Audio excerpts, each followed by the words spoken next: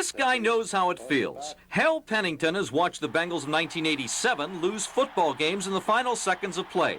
And Hal Pennington remembered how the Bengals of 1937 got beat exactly the same way. That was the night that I was sitting down with some people telling me, and they were telling me how, you know, oh, forget it, you know. And I got so mad I had a glass and I just bit the daggone glass at the top. Losing wasn't any easier a half-century ago when Hal Pennington formed and coached the original Cincinnati Bengals.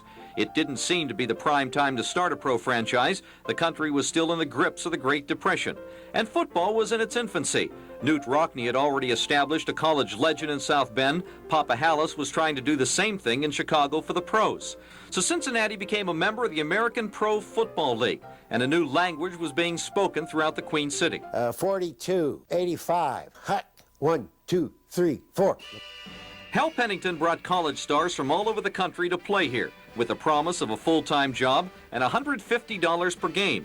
Cincinnati responded. The games were at Crosley Field, and fans turned out in the thousands to see teams from Boston, Los Angeles, and New York come in to face the Bengals.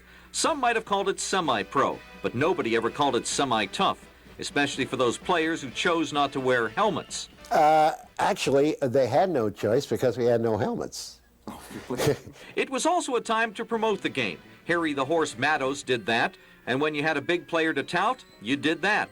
Players were learning to snarl, and just about everyone knew how to put on their game face in those days. It was also the time when the name Bengals officially became associated with Cincinnati.